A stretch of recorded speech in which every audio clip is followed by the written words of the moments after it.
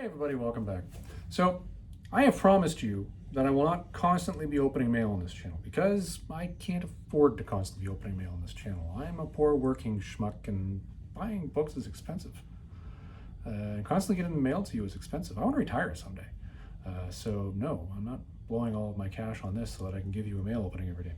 But what I can do for you is this. I will follow up on something I promised you previously. I said previously that I will review another Valiant Classic Omnibus because I already did the Bloodshot one.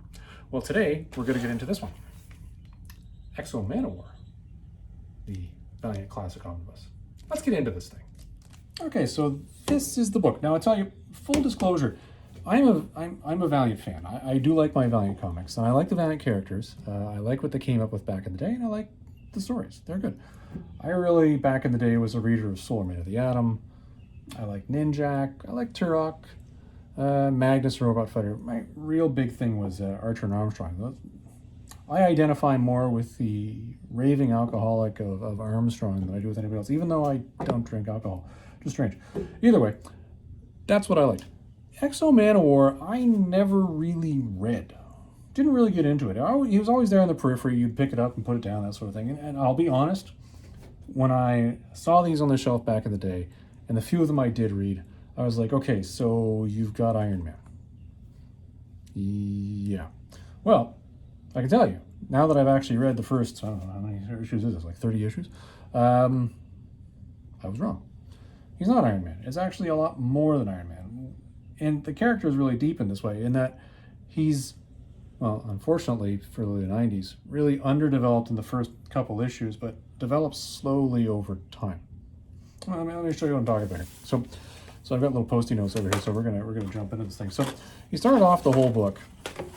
Let's get up here.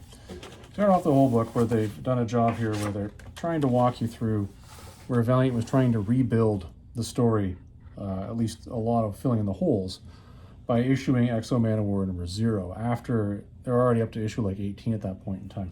And there's a lot of story in here and a lot of backfill, and it's interesting because it's here and you see the character developing over time.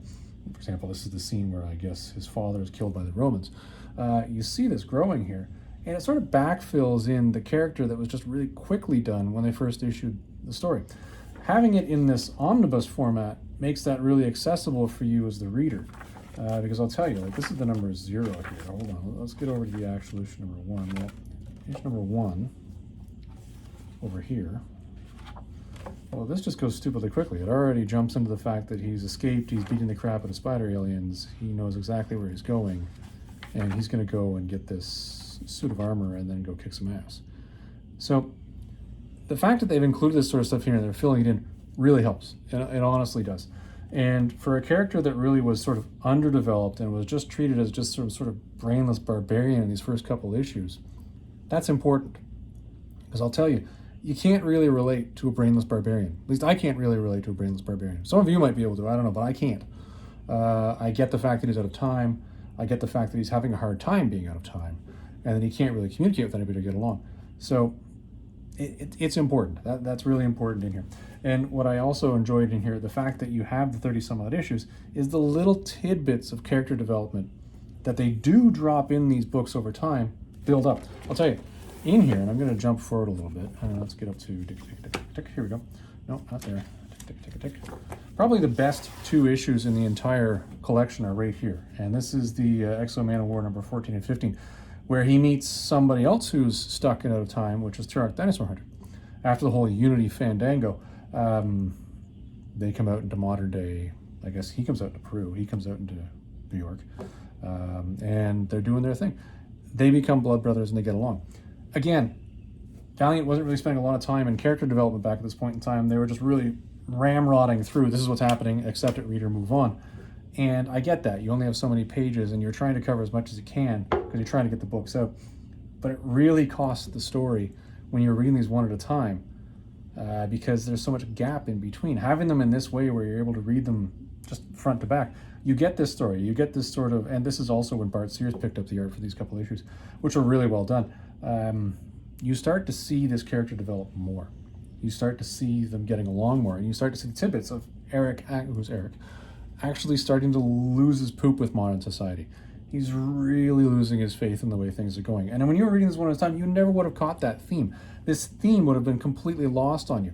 You would have got to the later issues, and I'm going to jump to that in a minute, where you wouldn't have understood, well, why is he so frustrated? Well, when you read it all at once, you can totally get why he's so frustrated. It's kind of interesting. I mean, at that point in time, you've got later on, when he actually abandons the suit of armor and just says, forget it, I'm going on a walkabout. Well, the walkabout is me paraphrasing. He doesn't use that phrase. He has no idea who Crocodile Dundee is. So he abandons the suit of armor, and then you have Randy, who turns out to be a love interest of his for a short period of time, taking the suit and taking care of it while he's off on his walkabout. It's interesting because in that little, like a side story, he goes off and develops more of a modern personality, as opposed to being the just ruthless, Roman-hating psychotic killer that was able to back here turn around and rip the suit off and beat the crap out of another guy who's wearing a suit with nothing but an axe. I mean, you get that. You get that he's a barbarian, but again, that gets tired really quick, and that's why it's so important that it's all collected together here in this thing. It's kind of really interesting in that way, and that's why I really enjoyed this, because as I say, I wasn't really huge on the character to begin with. It was just sort of a thing where, oh, it's always in the periphery. It was nice to read this. For me, this was sort of a throwback to read this, and what I like about this now is I now have a newfound respect for the character, which is important, because if I want to read this going forward now I know. Now, I'll tell you, when they relaunched these Valiant stories in 2012, they did Exo Manowar then as well. When they relaunched them, that's when they spent more time developing the character. These, they did it over a very slow period of time. So that's sort of my thought process in this. I really enjoyed this for that very reason. A lot of people, though, if you are picking this up because you're thinking this is just going to be go, go, go, kind of like the Bloodshot one was, you're going to find this to be a slower pace, which is something you don't expect when you've got somebody who, literally, he reads Conan comics, who is a barbarian, living in modern times with a power suit. You think he'd be doing some of the go, go, go stuff. That's my thought process. So very good story, but long drawn out.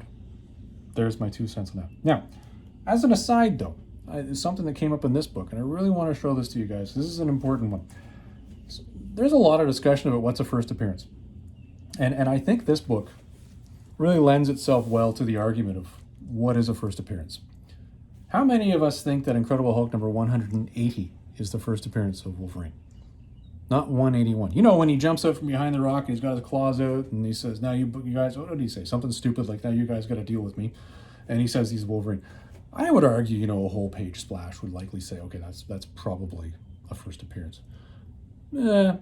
Comicdom doesn't agree with me. It thinks that Incredible Hulk 181 is the first appearance. Okay, sure. Taskmaster, for example, in the Avengers story. I can't remember the exact issue, but at the end of the one comic, again, one full page splash of, look at me, I'm the Taskmaster. I'm going to come kick some ass. Not his first appearance.